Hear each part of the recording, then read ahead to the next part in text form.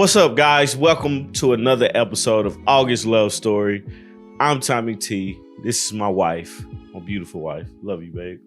Why'd you pet my hair like I don't that? know. I just needed to touch you.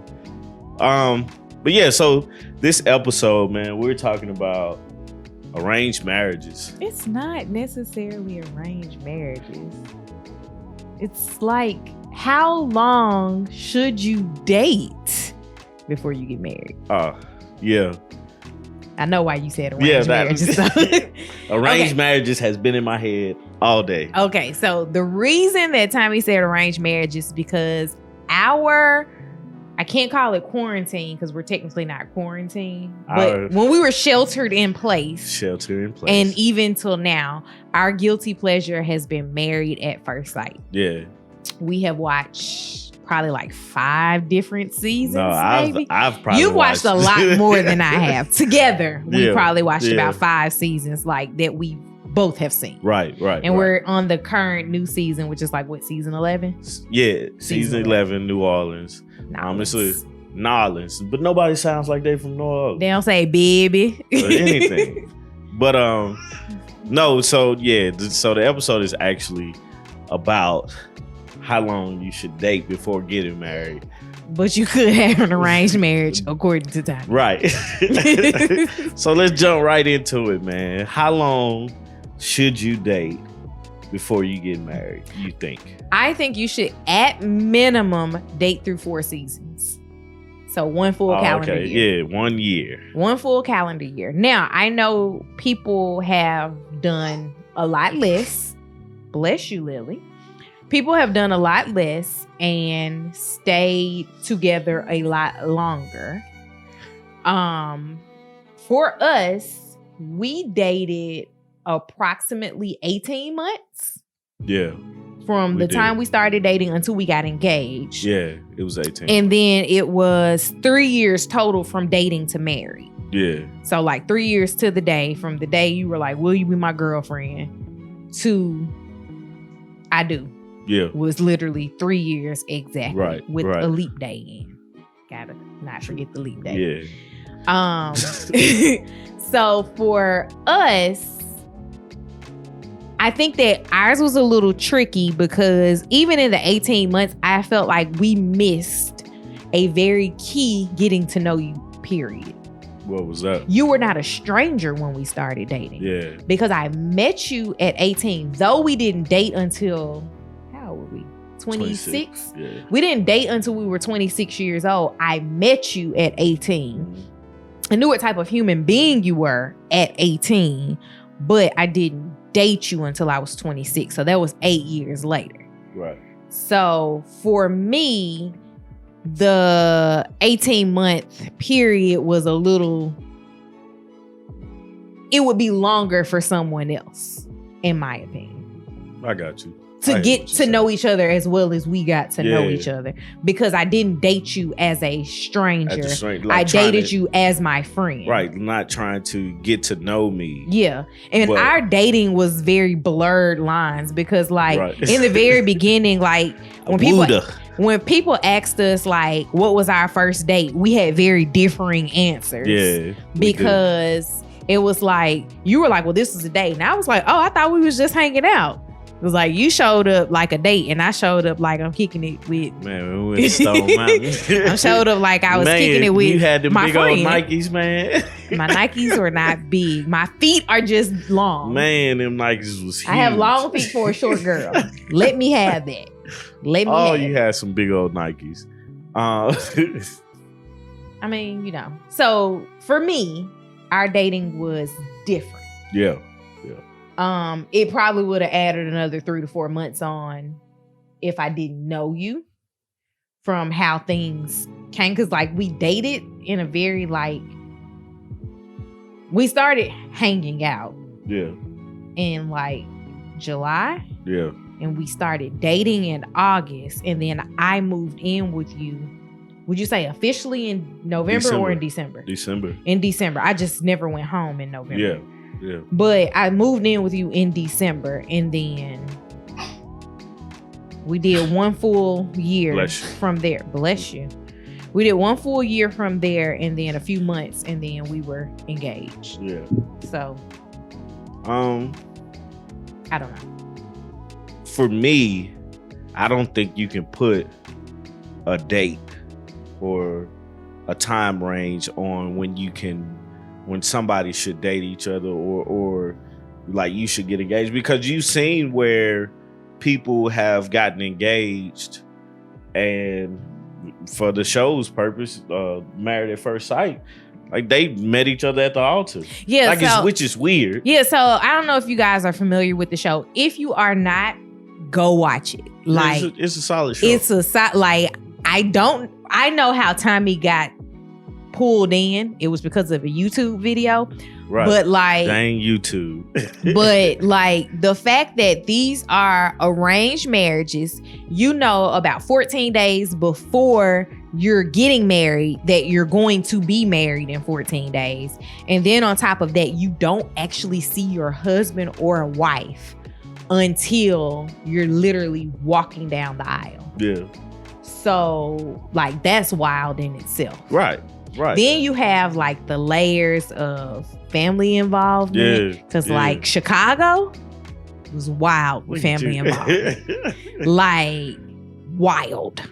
Man, but you've seen all those things work, and you've seen them fail. Yes. But marriages of people that have been dating each other for 10 years has also failed. Right. So I don't feel like you can put a number on when to, we got a date for 2 years and then we can get married.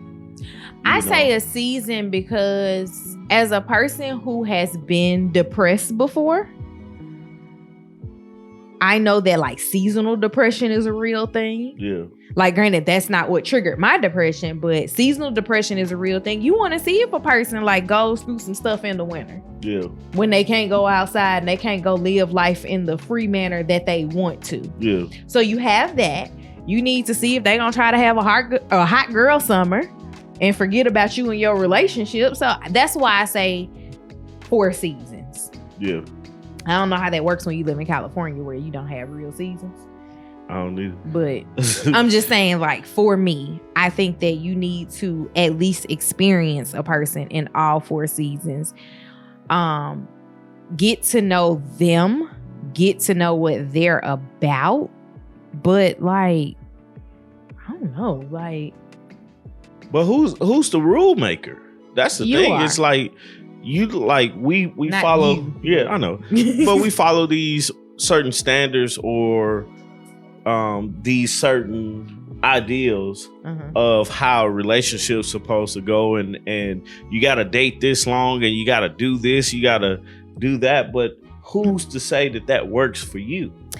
Nobody. Like, you're the person to say that it works for you or your relationship, because, like, for an example, I have a friend who never actually dated her husband. Yeah. Like, in an official boyfriend-girlfriend sense. Yeah. Like, one day they were hanging out. The next day they were hanging out without their group of friends. A few months later, they was like, yo, we get married. And everybody was like, I could see that, but y'all not together. Right. So, I mean, I guess it literally depends on the person, because for me, most of my friends, at least my friends from college, all knew who you were. Mm-hmm. But in the beginning, all of them did not know that I was dating you. Yeah. Because I don't know. It's not that I'm a private person. Obviously not, because I'm doing this podcast. But it's not that I'm a private person. I don't always share every detail of who I'm dating and things of that nature, because you just never know if it's gonna work out or not. Mm-hmm. And it's not that I'm trying to like protect someone or try to keep you away from the family or anything of that nature. Like my brother, I remember we were at my family reunion. My brother was like, I ain't know if you like girls or not because you never brought a guy home. You never brought anybody home. Yeah. And it's like, for me, it wasn't a thing. Yeah. Like anybody could meet my family, but I wasn't introducing you as my boyfriend. It was literally going to be, this is Tommy. Tommy, this is my mama. This is my daddy. This is my sister. This is my brother. These are my cousins. And we move on. So it wasn't a thing. Right.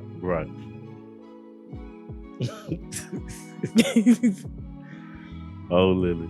But no, like, so, but it was completely different for me just because of how accelerated everything happened, like with us, and it worked out perfectly. And I feel like we took our time, like we accelerated, like not getting to know each other, but actually dating each other. Once we moved in, things, accelerated from there. Like we started to get to know each other in a different manner than what we did, and we continued to be friends.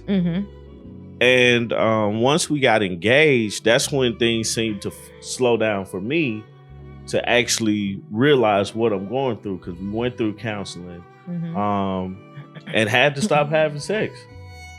And we didn't have to stop. I mean, we made a promise. We chose to stop.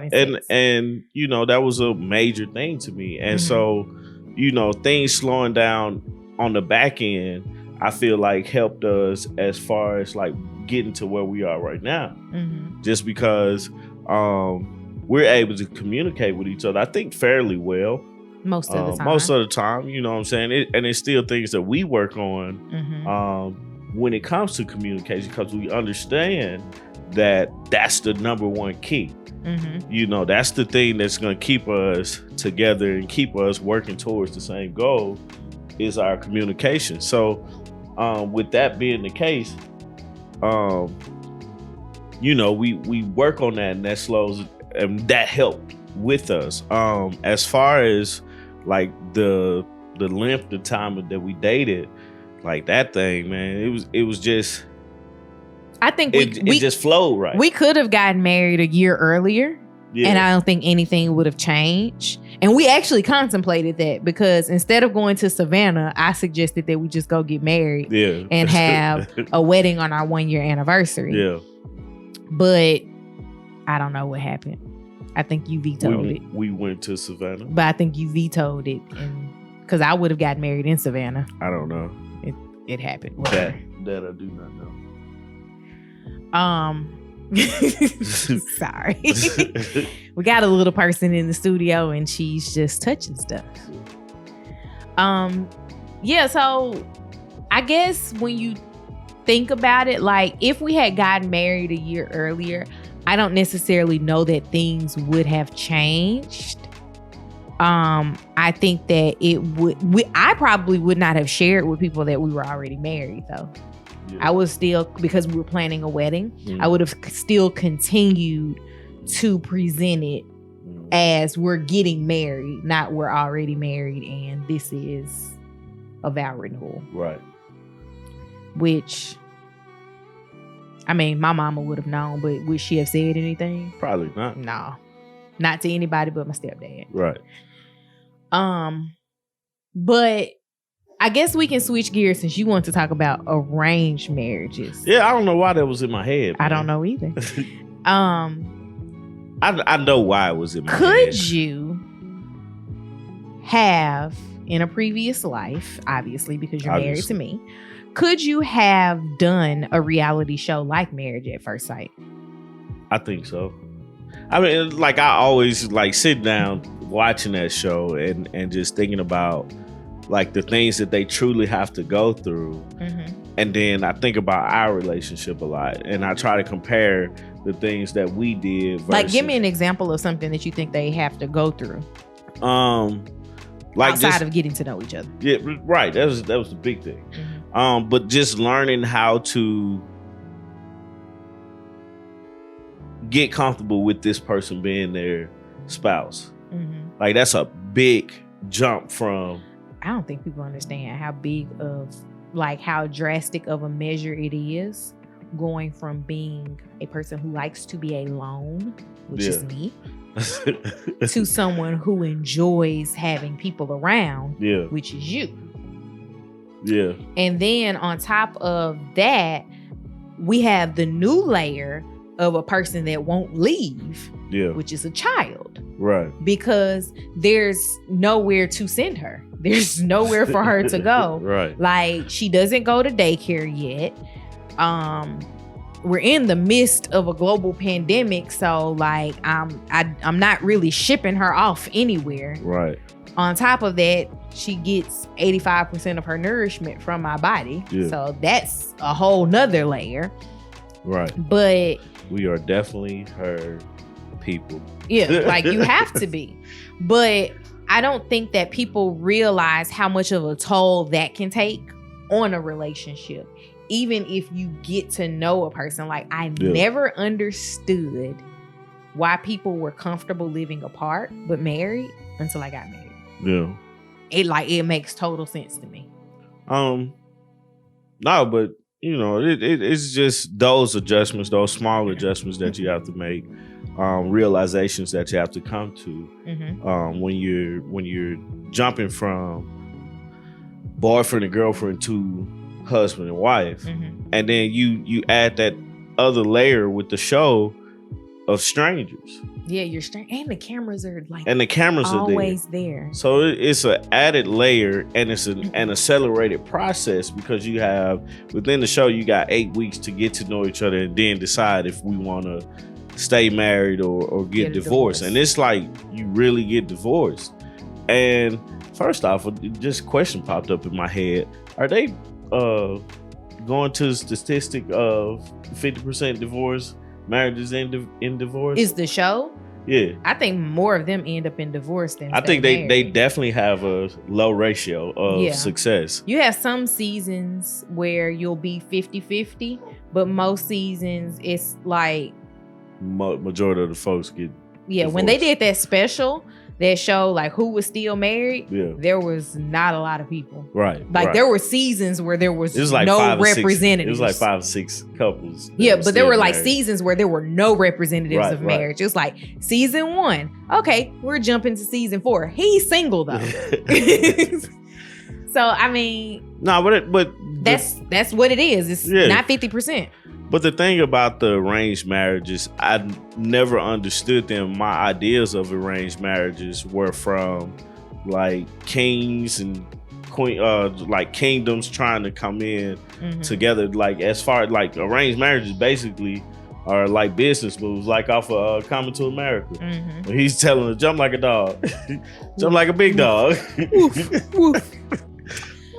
But you know, I think they do work.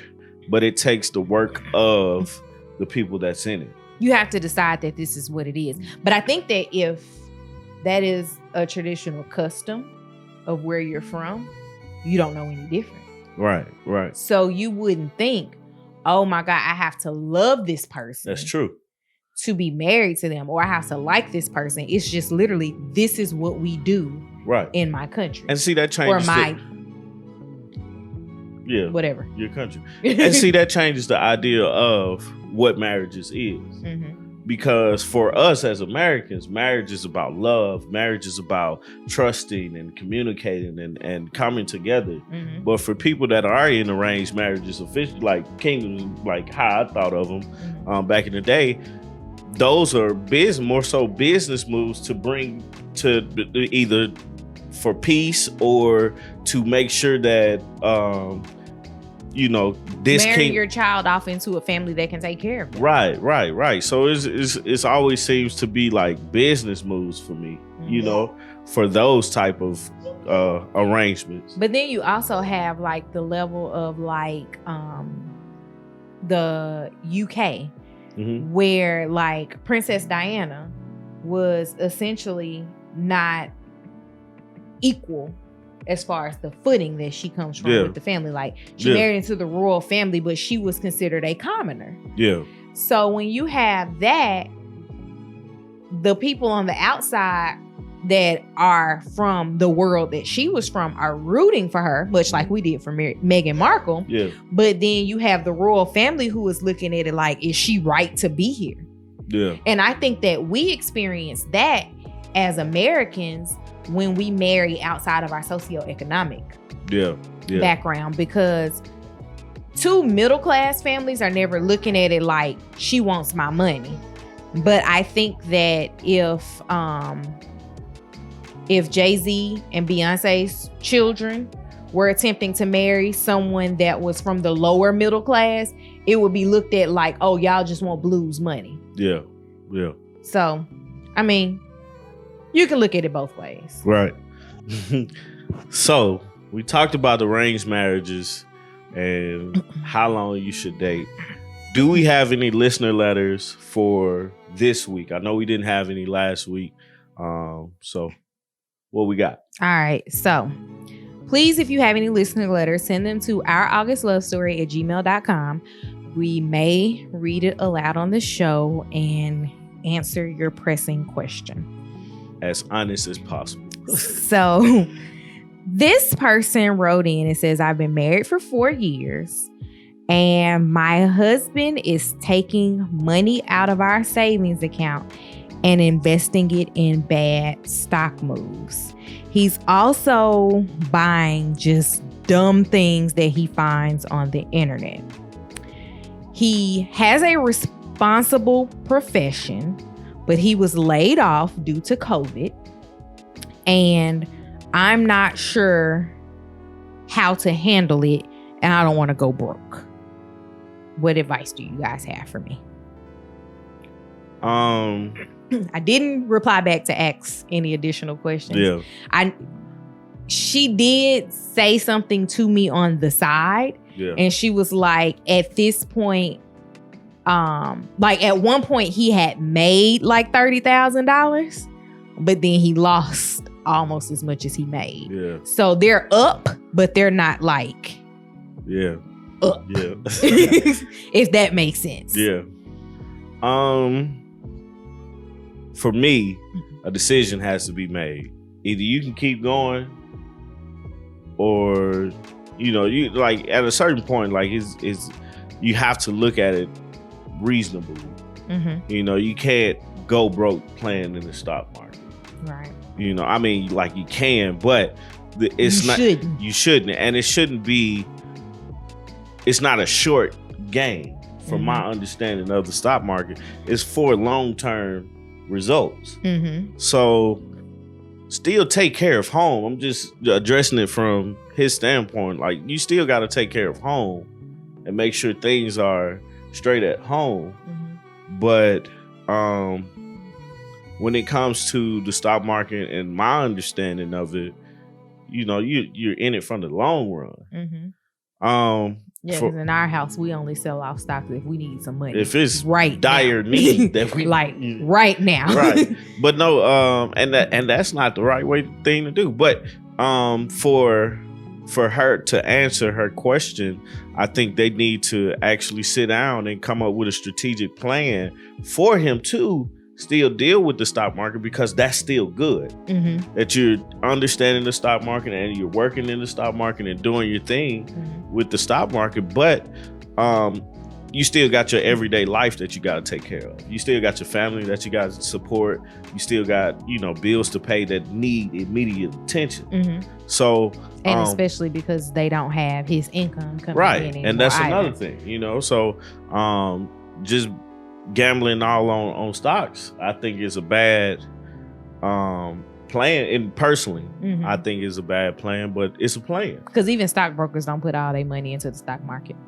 Yeah, it's still a plan. So that's the one thing. I agree with you. My suggestion would be to have a conversation with him about setting a budget for his investments. Yeah. No matter what he makes, this is the dollar amount that we are investing. And if we have any dividends or any gains or anything of that nature, we need to put that money back into a savings account. Mm-hmm. Now, you can play with up to this amount of money, but we need to make sure that, number one, all the bills in the house are paid. And number two, we're not depleting our savings. Because honestly, and I didn't ask this, but I know of a situation where there was someone investing money into the stock market, but they were actually like pulling cash advances off of credit cards. Yeah. So like when you look at the APR, and I'm just getting into the financials of it all. Right. When you look at the APR on it, that is a bad investment to begin with, because you're taking all of this money at this high percentage rate in hopes that you make money off of it. If you make money, great. Your gamble was good. Mm-hmm. But what if you don't? Yeah. You just now owe a lot more money. Yeah. And that's just not the way to do things. Like, I'd rather you run up a credit card bill than to take cash advances on a credit card. They're more anyway. Yeah, they're gonna all automatically be more. So I would sit down, I would have a conversation, I would set up a budget. Maybe you can tell him that until he goes back to work, he has $5,000 to play with. Because obviously y'all got some money if he could make $30,000. Yeah. There was some money. You didn't get $30,000 from $100 investment. Yeah. You just didn't. Maybe you can say, okay, $5,000 is what you can play with. I don't care what you do with this $5,000. This is what I know we've lost. Yeah. Don't touch any more money. I just feel like, when it comes to like finances and stuff, which we need to do an episode about finances, of how we, keep our finances and stuff. Because we're not the greatest people, but we have I'm terrible. We have a plan. But when it comes to that, man, I always feel like, man, you gotta have a plan and you gotta prioritize what's important. Right. To even go further to help with that, with their question is, the number one issue right now is because of COVID, he doesn't have a job. Mm-hmm. So we got to get him some income coming in. Right. And depending on the stock market, ain't gonna get him some income coming in. So the stock market it can get him money, but it's not going to be consistent income. Yeah. And if you're a person that's used to consistent income, these times are not like... These are not normal times. These are not normal times, and these are uncomfortable times for people that are used to consistent income. Right. So I would my suggestion is always to anybody, gamble on yourself. Mm-hmm. Invest in yourself. Yeah. Invest in a business. Find a way to make some money. Go become a stockbroker. Right. Take somebody else's money and risk it all. Right. Do what you got to do to figure all these things out. Mm-hmm. And, there you have it. Yeah. So I hope that helps. Hopefully. Let me know if you took any more money out this week. Right. Let them hear the episode. Definitely listen to the episode. What's the quote for the episode? So I don't remember if I've done this artist before or not. I know, because I don't keep up with all the artists. I just kind of remember some. And we do this because I find it hilarious that she knows a lot of rap music. I just randomly blurt out rap lyrics. Especially Memphis rappers. I'd be like, how do you know that, man? It trips me out, man. I'm just a little girl from Memphis. But I chose Rick Ross today. And I picked the song Santorini, Greece, because I would rather be in Santorini right now than to be stuck in coronavirus-filled Georgia. Yeah. Just saying. So, he says in this verse, we in the last days, these racist agendas, blatant double standards, because I'm an N-word. Jesse Jackson on them people payroll, F them. When you black, lips chap, cause the gang code. I'm giving N-words jobs when I sing songs. White man love me when I get my bling on. That's it. I'm just gonna stop there. Oh, okay. Long verse. Took up my whole phone screen. Yeah. So as y'all can see, Lily's right if you're watching the visual episode, you see Lily in the background. In the background, she's just stuff. been running back and forth doing things. You guys didn't know she's walking now, so it's much harder to contain her in a small environment. Right, and she makes little noises and tries to talk. She makes noises all the time. So that's our episode, guys. I want to thank you guys for listening or watching the video. Just remember, you guys, if you haven't already, subscribe to the channel, hit the bell so you get the notifications. Yeah, make sure it's on for all the videos instead of just some of the videos. Subscribe to the podcast on whatever platform you listen. Wherever you listen. You can subscribe on Google Podcasts, on Apple Podcasts, on Spotify. So every time we release a new episode, it'll give you a push notification to your phone. Yeah. And so, you can follow us on Instagram and Facebook at August Love Story. What else? August Love Story on Instagram. Our augustlovestory@gmail.com is the email address. Also, I didn't tell him I was going to say this, but listen and follow Tommy's other podcast, which is Speaker Geekers Podcast with his childhood BFF. Right. Do guys My hombre. Do guys say BFF? I don't care. Steve. They are the Derby Boys, and they do a podcast that comes out every Tuesday, and it's about music. This past week's episode was great. It was about classical music. It was awesome. So that's something to listen to as well. But outside of that, please, on Apple Podcasts, rate the podcast, subscribe to the podcast, like the podcast, YouTube, all that. YouTube, share and comment. I like to respond back to the comments. I do too. Cool. Like, comment, tell us things. Say you like my shirt or something. Or don't. But yeah, so this episode was produced by 3M Media. That's the media company behind the brains. And that's all I got. All right. Bye, guys. Bye, guys.